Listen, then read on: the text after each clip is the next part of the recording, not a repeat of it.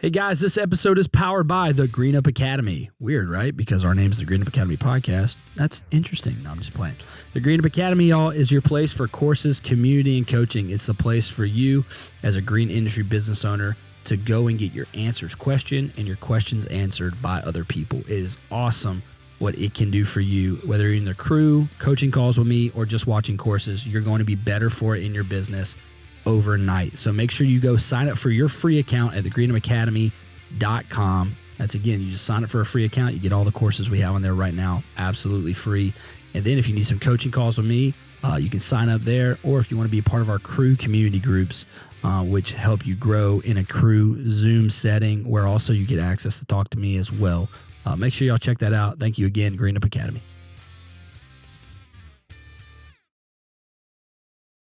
Welcome to the Green Up Academy podcast with Alex Kirby, where we focus on helping you level up your green industry business. Whether it's marketing, finance, employees, or strategy, we talk about everything on this show to help you apply it to your business and change your family and company's future for decades to come. Here's your host, Alex Kirby. What's up, guys? Alex here, the Green Up Academy podcast, where green industry pros come to level up their businesses. My name's Alex, as I told you, and I'm introing this episode. This is one of my favorites. The first guy that ever mentored me in the landscaping business is a guy named Mr. Gary Mazzanna. He is our guest today on the show. Gary has owned 2 lawn and landscape companies. One, he grew all the way up to over $5 million in revenue and sold it for a very nice exit in Beaufort, South Carolina. And then he moved up here to Columbia, South Carolina, about an hour and a half up the road.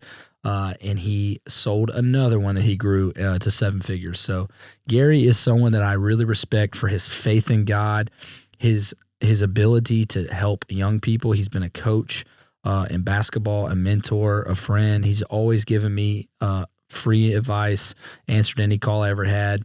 And Gary's somebody that's probably going to be a part of the academy in some capacity. I think Gary has a ton of value to give. He's a maintenance wizard, landscaping wizard, just amazing person when it comes to business, especially the old school business type, where how do you grow a healthy business and not just all the tools and tricks and stuff like that. So this episode and the one after it is going to be from Mr. Gary Mazzanna. And like I said, he's probably going to be on pretty regularly. So you guys sit down, buckle up. If you're mowing grass, get ready to roll. Here's me and Mr. Gary Mazzanna. I was going to ask, I know you do. So a lot of people, no one probably knows this. Do you talk about your collection, or do you keep it like sort of like? Because if somebody asks me about it, I talk about it. You have to have one of the best baseball collections, period. Do you not? And you have to. What you have? I need to go over there and look again. But what got you into that? I collected when I was a kid. Just the kid thing. Yeah, you just and I just started it. back in 85, I think. I just kind of stayed with it for a while. Then I sold one collection to pay off a house, and then sold another collection to pay for a wedding. Right. So. But you still have that house at your house that's full of stuff? Oh, more than that. More than that now? I've got like a 10 by 20 storage building full of it. Another. Yeah, because it's grown that. What's your most valuable or prized possession of the whole collection? I wouldn't even know. Do you have anything Babe Ruth, Willie Mays? You heard about Willie Mays passing last night? Yeah, I got a bunch of Willie Mays, Hank Aaron stuff. Wild. Yeah. You have like a do you have like a patch, like a 1-of-1 patch uniform thing or something? I've got a 1-of-5 autograph of Hank Aaron. Yeah, that's pretty cool. Did you buy a lot of this before the COVID craze? So like, is it? I buy it, I sell it, eBay or what? Yeah, mostly eBay. I'm not into. And there's Facebook sites. Groups. A lot of Facebook groups. That's awesome. That do it. And I think that's really cool. I've been on YouTube lately watching the guys who are doing flipping shoes, and I'm fascinated by flipping shoes. I'll tell you what, if you're fascinated with flipping shoes, talk to Cade. Oh, Cade. Yeah. Bro, I'm telling you what. He flips shoes? He's been flipping shoes for years. He worked at a, what kind of? Cola Kicks or like something? Foot Locker or something like that. And he would get all those things before they came, Mm-hmm. and he'd get them at his, His at a price. discount. Yeah. And then he'd sell them for like $1,000. Like, who's going to buy sneakers for $1,000? But apparently, people do. So, Mr. Gary, we've known each other, 10 years now. I was thinking about it today. It's 2015 I met you, and we're at 2025 coming up, so 9.5. Flies, right? Time flies. And you were the first person I met. I don't even know if you know this, actually. I don't think I've told you this specifically. When I started cutting grass 4 months at Chapin Baptist, you were the only person I knew. You were doing a project at the church. Yes. And I walked over to you, and I was like, we knew each other from youth a little bit. Yeah, we knew each other. But I was like, hey, I didn't know you did it for a living at the time. Oh, really? No, because you had just sold your one company and moved up here. Right. So, and when I moved up here, actually, I bought that small company. Right. Before I moved up.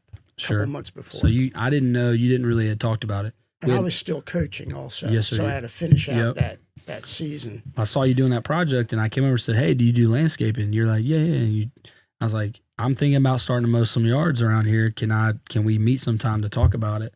And we met after church one night or something. Yeah.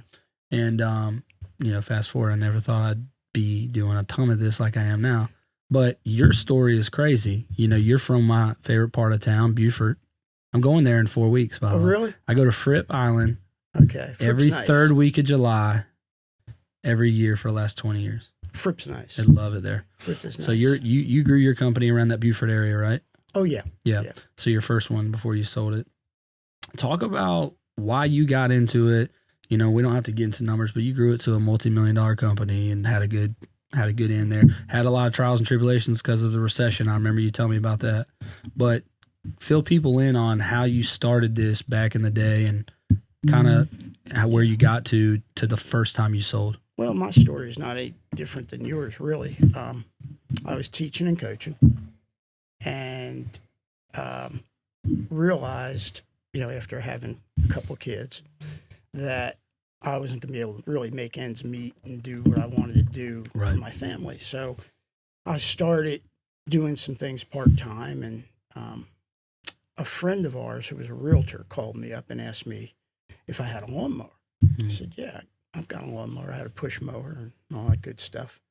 So she asked me if I would cut a yard for her for a closing, and it had to be cut that weekend. And this was like Thursday. I said, yeah, I'll do it for you. Just send me the address. So sent me the address. I went over there, cut the yard, had a great workout, was outside, enjoyed myself.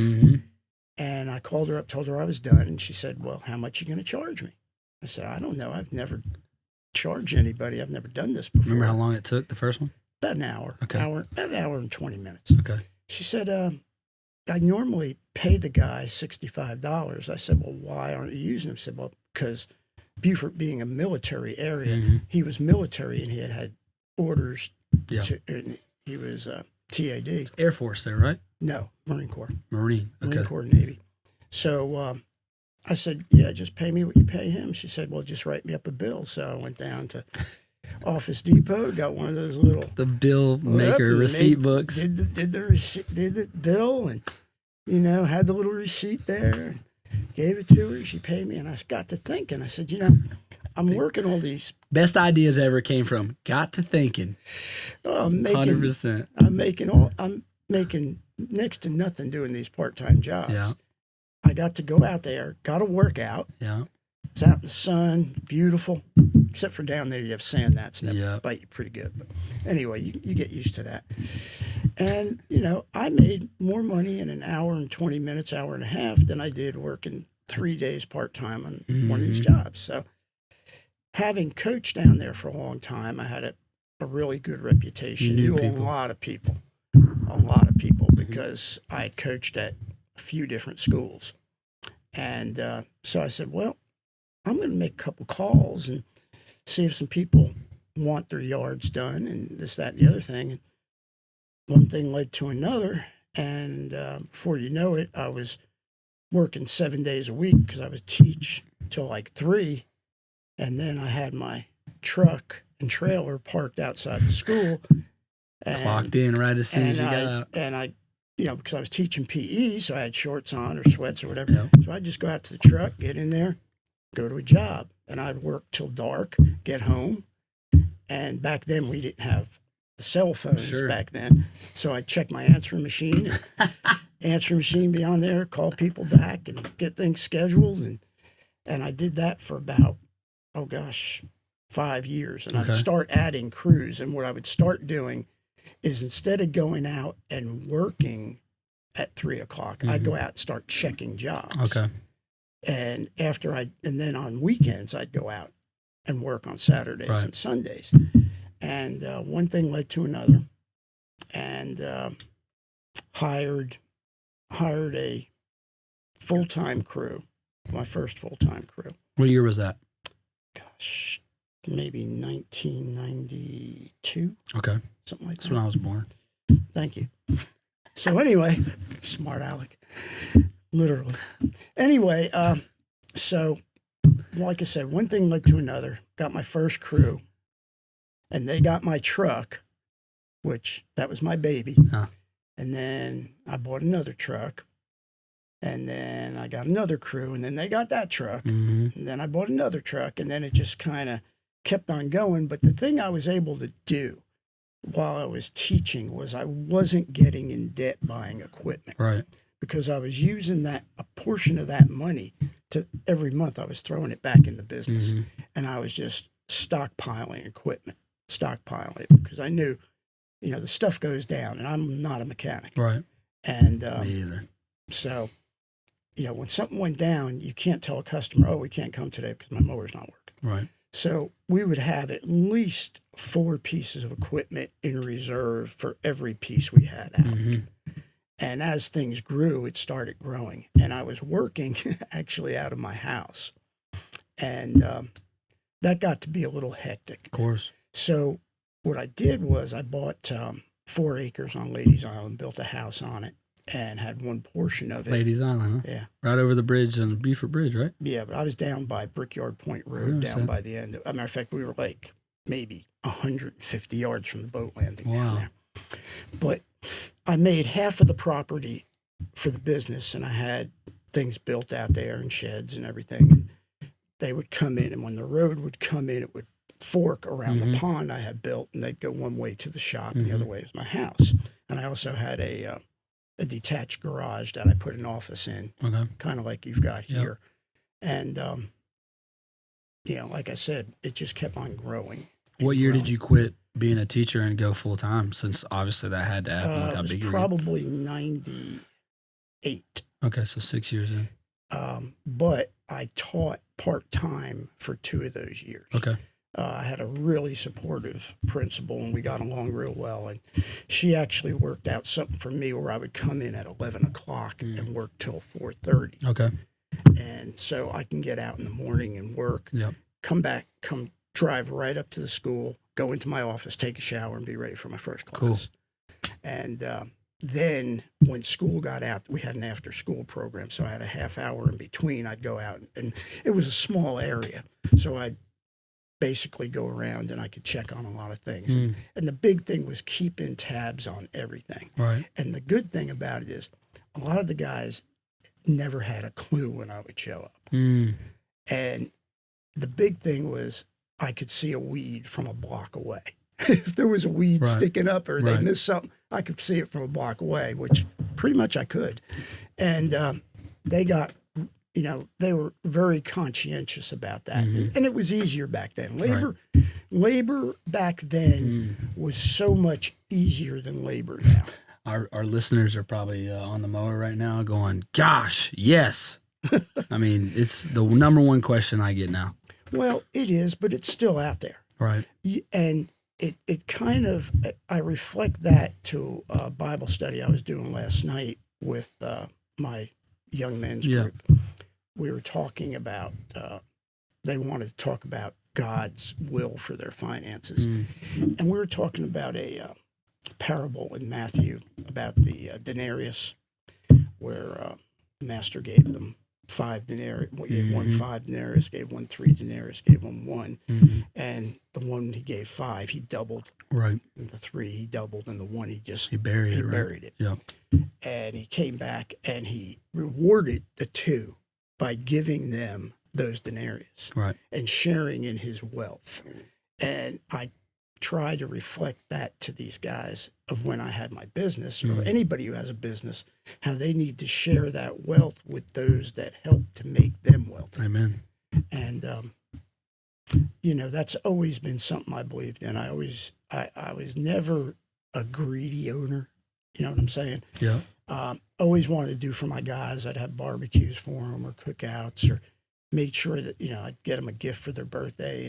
And that got tough when I got up to about 100 employees. You got up to 100 employees? Yeah, down in Beaufort. At the height? And we did all the military bases. Wow. How many crews would that be? About 20? Well, that military crew was a 25-man crew year round. Just that one. Yeah. And site manager, the whole thing. Yeah, I had just a site manager, but all my site guys, and that's another thing I believed in. I didn't believe in having, quote, account managers. I believed instead of paying, 50 guys over $100,000, why don't I put the money into the guys who are closest to the customers and closest to the jobs? And I can pay them a good wage. And by paying them a good wage, I'm locking them in at the same time. Right. Because they're not going to be able to go anywhere else and make what they make as long as they do a good job. Yep. And it took a while before somebody would get to that point in my system, in my company, to where I would entrust them with that. Sure. But also, I didn't keep people around very long. I knew within 2 hours if a guy was going to be any good or not. And we didn't keep them around. Just tell them, hey, it's not going to work. And 99 times out of 100, you're right. You're right. Wow. Yeah. So, and it's the same today. Like if you're interviewing a guy, and that guy, the first question he asks you is, how much am I making? He's not the guy you want. Amen to that. Because if a person really wants to work and they want a job, that's going to be secondary, because if they work hard enough, they're going to make whatever they want to make. Yeah. And that's what these young people nowadays, they just don't understand that. They're so short-sighted on just the dollar amount, when it's like, if you come in and do the right thing, you want a growth escalator more than you want a money today escalator. Exactly. I'd rather would you rather make $10 today knowing you can make $15 next month, or $12 today knowing you're going to make $12 next month? Exactly. It doesn't make, but you're right. Like, it's all that matters is the 12 today. It's so weird. Exactly. And the thing you've got to get through to them is that. Want to give Jobber a quick shout out, guys. Jobber is the CRM that made my company, Trifecta Landscaping, go from zero to hero. It does everything for me. It was so crucial for invoicing, scheduling, routing, customer information, portal. I mean, it just had so many features that we're going to cover in that episode, that course coming out. So you guys make sure you check out my link in our Shoreby, in our Instagram, and you can save 20% off your first 6 months and get a free trial. So super crucial. If you've been waiting to check out Jobber, don't wait any longer. It is awesome. They're not just making money for the company. They're making money for themselves. That's a great point. And a lot of these guys think that, oh, this guy's got this and he's doing that. And you've got to show them you're no different from them. And that also means getting out on the job site and outworking them. Well, let me interrupt you there, because I shared this on an episode a few months or weeks ago. I called you like 2022 or 2021, if you remember this call. And I was having a hard time. I was up like 14 guys. That. Yep. And I said, Mr. Gary, I need some help here. I said, I'm not in the field anymore because I've got crews, and I feel like some guys are spiteful about it or have whatever. It's like, how do you maintain morale and camaraderie between the managers and the people in the field? And you said every 2 weeks you need to be out there at least half a day. Throwing sod if they're throwing sod. You said this verbatim. I actually told Mac, and you remember this when I said this? I remember exactly what job I was on when I called you on this. Like, I can tell you exactly where I was parked and everything. Because it was a big turning point. And I was thinking lately about what are some of the biggest mistakes and things I would change if I started my business back up again. I never took that advice to heart like I should have. I never put it into practice, and I should have. You're 100% right. No matter if guys believe it or not, they think that they're making the owners rich. They're always going to think. They're always going to think that, and the way to combat that is what you said.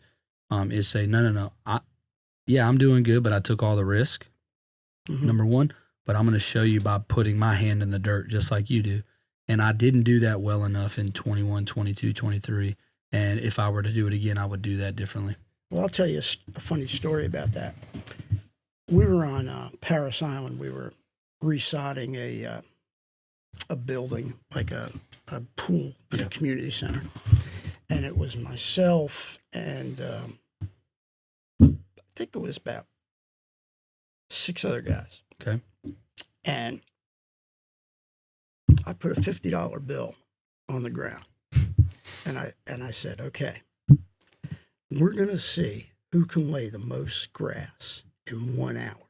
Whichever 2-man crew can do that, they're going to get that $50. I love that. And I'll tell you what, there was more grass going down quick.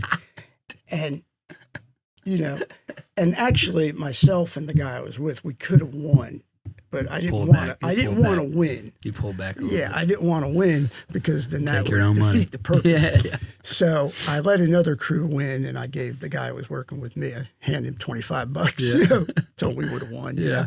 But yeah, we probably tripled our production in that 1 hour because we had to put down like 18 pallets, and in that 1 hour, the 6 of us put down 12 in 1 hour. Right. That's crazy. Moving. Now, of course, it wasn't cutting it in. It was just getting it down. Sure. And, it wasn't rolling. It was just cutting it. It was just putting it down, and then we went back and cut it in. Well, does that bring up the question that's like more modern today about the way we pay labor? So I'd love to ask you this question. Is a big conversation that's happening amongst the community of green industry professionals is that motivation piece, like hourly pay. You have to do it by law, right? If they work outside 80%, they have to be paid hourly, which we can argue that another time. But the problem is, right, is you're buying people's time. Example, one of our customers, clients at the Green Up Academy, his name's Campbell. He had a situation yesterday where a crew got done. He had a full day plan, and he normally it takes a full day. Mm-hmm. They got done at 2:30. They're getting paid hourly. And he goes, okay, go and help the other crew finish the mulch job. And they were like, we busted our butts so we could get done early. We want to go home. But they also, so the situation it puts them in is, well, they got done what normally would take them a full day, a couple hours early.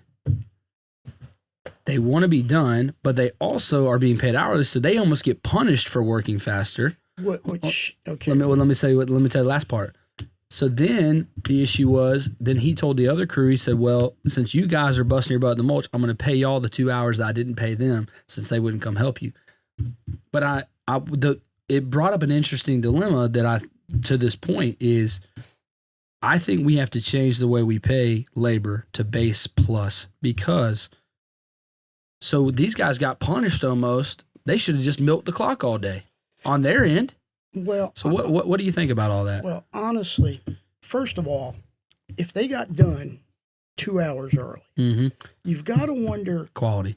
How much quality was there? That was something we talked about. Okay, now if the quality was there, in my opinion, those guys should have been paid for those extra 2 hours. And if they're being asked to go work and help another crew, then they should be paid on top of that. Well, then you're making the point I'm making about we should move labor to a base plus model, meaning you give them a little bit lower base pay on hours, but if they get done X amount of revenue per month, they get how much they do a week, they get 3% of it or something. Because then they don't want to go home early. In a perfect world, what you're saying works out, but you're not dealing with rational people. You're not dealing with exactly. I know. You're not dealing with rational people. Sure.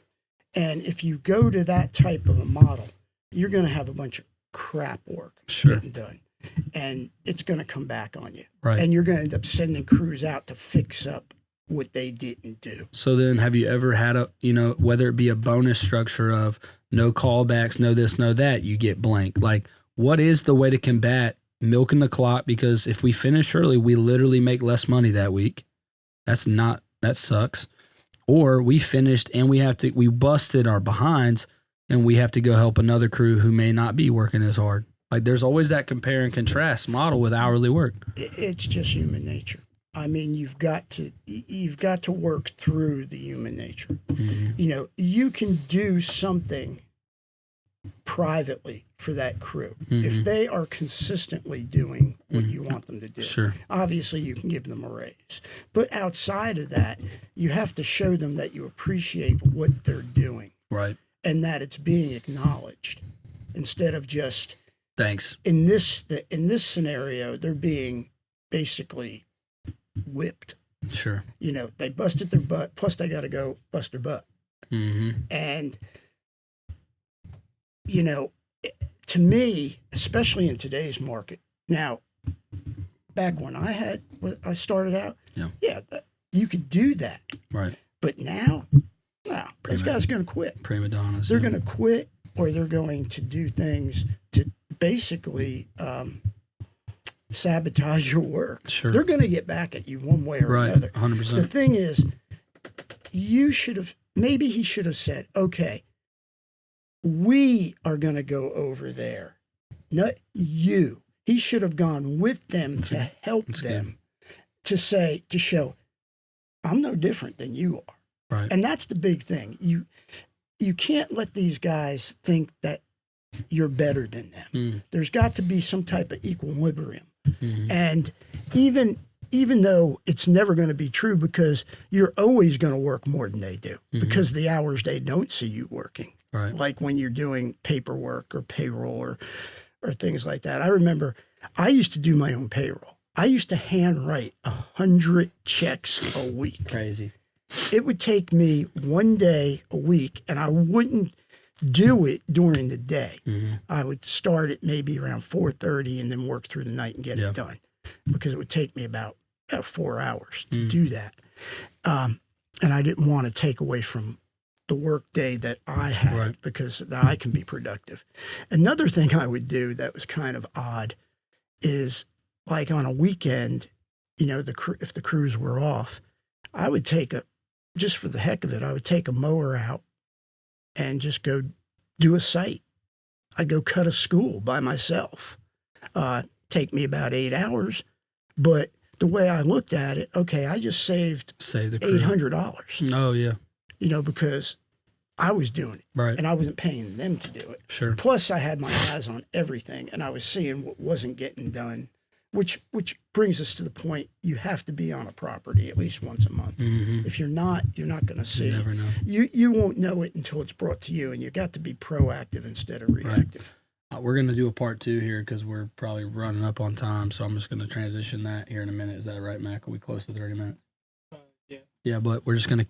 But the question I have to wrap up this first part, Mr. Gary, as people want to hear way more from you, is I think the most fascinating thing about you and how you did it is you didn't have a CRM. You didn't have QuickBooks. You didn't have cell phones that had recording pictures and send me a picture of how the job site looked. Like, I think a lot of our guys listening are 20 to 40-year-old owners, and they have every tool at their hands. Hey, man, FaceTime me, and I'll walk you through how to fix this blade on the unit. I mean, the amount of headaches that you had. I mean, a crew could have been without a mower for the day, and you not know. There's no way for them to contact you at some of these times, right? So just like, as we wrap this up, can you kind of talk through how you transitioned from the old school to the new school, or if you did at all, maybe you kept it old school the whole time? No. You had a transition. I mean, if not, you're basically kicking yourself in the butt. Mm-hmm. We started out with, and like I told you originally, I'd go home and check my answer machine, and then after a few years, we got bag phones, and that was the greatest thing. I mean, a bag phone. I bet you half the people listening don't even know what that is. Well, it's this. It was like a box, and it had, and you could dial it in there, and you plug it into your into your cigarette ashtray, lighter thing. Yeah, it's so crazy. And if you were lucky, you would have a couple of these bag phones, and you can put them with crews. But most of the time, you had the bag phone, and if they had an issue, they'd have to go to a pay phone and call you. Then they started with pagers, which I was never a pager guy. Mm-hmm. I ended up getting more phones, and then they went to the Alltel thing, the flip phones, and then finally, you got to like the camera phones, and that was like 2010ish. Oh yeah, that was like the greatest thing. But it kind of goes along with the labor. Mm-hmm. Okay, back when I didn't have the phone, I had great labor, and then as the labor started to deteriorate, the technology increased. Mm-hmm. So makes up for it a little bit. Yeah, it kind of kept things on an equal ground. But the other thing that really gets me with today's workforce is, I think the government has destroyed the work ethic of the American people. I agree with that. Out in California now, $20 per hour minimum wage. And don't think that doesn't equate out here, because they hear that stuff. Yeah. And they hear, oh, well, they're getting $20 an hour out there. Why can't you pay us this XYZ? Yeah. And now you've got all the illegals that are over here, millions of them, and they're working. Yeah. There's a total black market, right? And they are working. These guys are, and they are, and it's not like they're making under the radar type money. No. They're demanding high dollars because they're in high demand. Yeah, because they work. Yeah, because they work, and skills too. Well, some of them have real, and they pick up things quick. Pick up stuff quick because they work hard. Mm-hmm. Like I say, I was blessed with a father that gave me a great work ethic. Yeah, me too. I followed his example, and to that end, I'm grateful. I was blessed with that. But it's tough. It's tough on a guy starting out right now if he wants to grow a business. But the funny thing also is that most guys that start out don't look to actually grow their business. Yeah. Their business grows because of them, not in spite of them. What do you mean by that? Well, because they're doing a good job. Oh, they're out there working. Just natural growth because of how good they do. Right. Instead of, just sending guys out and the business just grows because you got lucky and you might have one or two good crews. Yeah. And eventually that wears itself off because those guys end up going different places for more money or they start doing their own thing. Right. And there's definitely a place for what we call the one truckers. Mm-hmm. Definitely a place for them because a lot of times once you get to a certain size, it's not worth doing. The profitability margin just doesn't go anywhere. Yeah, you got a 3 or 4 man crew. You're not going to send them to do Mrs. Jones's yard for $50 or $60 because it's going to cost you $50 or $60 to do it.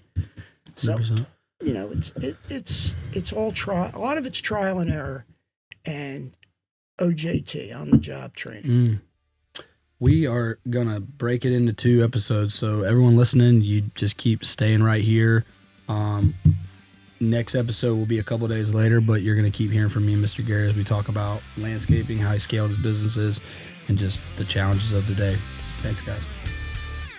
Hey guys, wanted to take a quick second and plug our marketing company, Backbone Creative Company. Please hit us up if you need an SEO-driven custom website. If you need marketing, maybe you're approaching $1 million in revenue.